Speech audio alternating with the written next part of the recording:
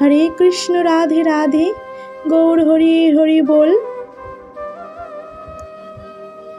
ओम भगवते वासुदेवाय। ओम भगवते वासुदेवाय। ओम भगवते वासुदेवाय।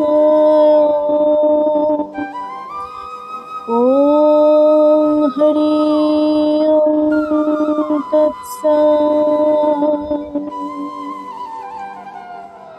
गुरु ब्रह्मा गुरु विष्णु गुरुरेव महेश्वर गुरुरेव परमो ब्रह्म तस्मै श्री गुरवे नमः। हे कृष्ण करुणा सिंधु दीनबंधु जगतपते गोपेश गोपिका कांत राधा कांत नमोस्तुते। तप्त कांचन गौरांगी राधे वृंदावनेश्वरी वृषभानुसुते देवी प्रणमामि हरिप्रिये। वाञ्छाकल्पतरुभ्यश्च कृपा सिन्धुभ्यो एव च पतितानां पावनेभ्यो वैष्णवेभ्यो नमो नमः। श्रीकृष्ण चैतन्य प्रभु नित्यानंद श्री अद्वैत गदाधर श्रीवासादि गौर भक्तवृंद। हरे कृष्ण कृष्ण कृष्ण हरे हरे हरे राम राम राम हरे हरे। राधे राधे। श्रीमद् भगवद गीता यथायथ श्लोक नंबर 62। ध्यायते विषयानं पुष्य संगेस्तु पुजायते संगात संजायत कामो कामात् क्रोधः भिजायते। অনুবাদ। ইন্দ্রিয়ের বিষয় সমূহ সম্বন্ধে চিন্তা করতে করতে মানুষের তাতে আসক্তি জন্মায়। আসক্তি থেকে কাম উৎপন্ন হয় এবং কাম থেকে ক্রোধ উৎপন্ন হয়। তাৎপর্য: যার অন্তরে ভগবত ভক্তির উদয় হয়নি, ইন্দ্রিয়গ্রাহ্য বিষয় সম্বন্ধে চিন্তা করার ফলে তার মনে জড় বাসনার উদয় হয়। ইন্দ্রিয়গুলিকে সঠিকভাবে নিযুক্ত করা দরকার। তাই সেগুলিকে যদি ভগবানের প্রেমময় সেবায় নিয়োজিত করা না হয়, তাহলে অবশ্যই জড় জাগতিক কার্যকলাপে লিপ্ত হবার জন্য তারা চেষ্টা করে। জড় জগতের সকলেই ইন্দ্রিয়গ্রাহ্য বিষয়ের দ্বারা প্রভাবিত হয়, এমনকি ব্রহ্মা এবং শিবের দ্বারাও প্রভাবিত। স্বর্গলোকের অন্যান্য দেবদেবীদের তো কোনো কথাই নেই। আর জড় জগতের এই গোলক ধাঁধা থেকে বেরিয়ে আসবার একমাত্র উপায় হচ্ছে কৃষ্ণ ভাবনায় ভাবিত হওয়া। এক সময় মহাদেব গভীর ধ্যানে মগ্ন ছিলেন। তখন পার্বতী তার সঙ্গ কামনা করলে তিনি সম্মত হয়ে পার্বতীর সঙ্গে মিলিত হন। ফলে কার্তিকের জন্ম হয়। ভগবানের একনিষ্ঠ ভক্ত ঠাকুর হরিদাসও তার যুবাবস্থায় এভাবে স্বয়ং মায়াদেবীর দ্বারা প্রলুব্ধ হন। কিন্তু ভগবানের প্রতি অন্যান্য ভক্তির প্রভাবে তিনি অনায়াসে সেই পরীক্ষায় উত্তীর্ণ হন।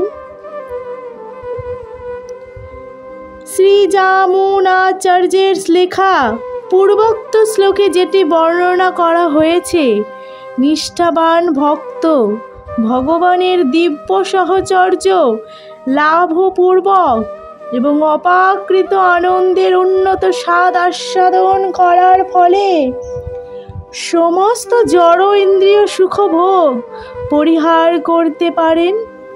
সেটি সাফল্যের রহস্য। তাই যে কৃষ্ণ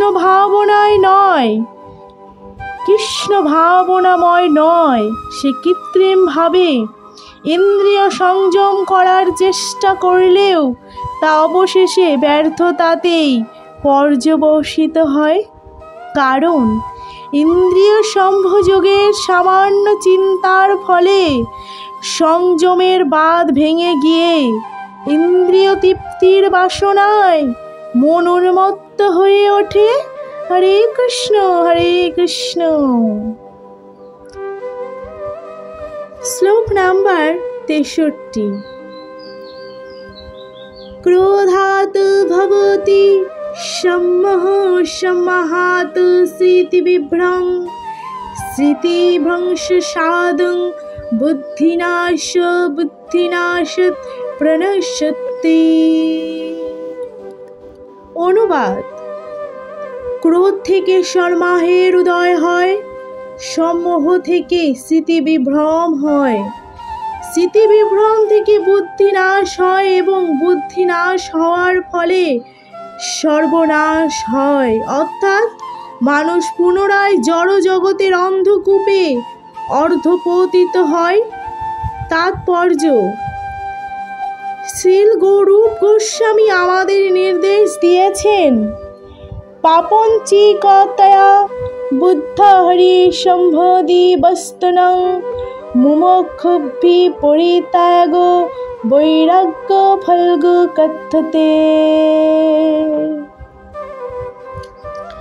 ভগবত ভক্তির বিকাশ হলে বোঝা যায় যে সব কিছুই ভগবানের সেবায় নিয়োজিত।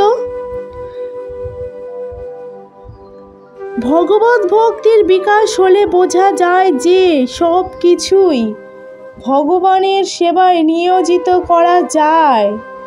যারা ভাগবত তত্ত্ব সম্বন্ধে অজ্ঞ, তারা কৃত্রিম উপায়ে জড় বিষয়বস্তু পরিহার করার চেষ্টা করে এবং ফলস্বরূপ তারা জড়বন্ধন থেকে মুক্তির বাসনা করলেও তাদের হৃদয়ে যথার্থ বৈরাগ্যের উদয় হয় না। তাদের তথাকথিত বৈরাগ্যকে বলা হয় ফলগ, অর্থাৎ অসার। পক্ষান্তরে ভগবত ভক্ত জানেন কিভাবে সব কিছুই ভগবানের সেবায় ব্যবহার করতে হয়। তাই তিনি আর জড় চেতনার শিকার হন না। দৃষ্টান্ত স্বরূপ নির্বিশেষবাদীদের মতো ভগবান অথবা পরম তত্ত্ব নিরাকার হওয়ার ফলে খেতে পারেন না। সেই জন্য নির্বিশেষবাদীরা জোর করে ইন্দ্রিয় দমন করবার অভিপ্রায়ে ভালো খাদ্যসমূহ পরিত্যাগ করার চেষ্টা করে। কিন্তু ভগবত ভক্ত জানেন যে শ্রীকৃষ্ণ পরম ভোক্তা এবং ভক্তি ভরে যা কিছু নৈবেদ্য তাকে নিবেদন করা হয় তা তিনি ভোজন করেন। তাই ভক্ত উৎকৃষ্ট খাদ্যদ্রব্য ভগবানের উদ্দেশ্যে নিবেদন করার পর ভগবানের প্রসাদ রূপে তা গ্রহণ করেন। এভাবেই ভগবানকে নিবেদন করার ফলে সব কিছু চিন্ময় হয়ে ওঠে এবং সেই ভগবত ভক্তকে কৃষ্ণ ভাবনায় ভাবিত হয়ে প্রসাদ গ্রহণ করেন। কিন্তু অভক্ত তার জড় জ্ঞানে পরিত্যাগ করে। তাই নির্বিশেষবাদীরা এই ধরনের কৃত্রিম বৈরাগ্যর ফলে জীবনকে উপভোগ করতে পারে না।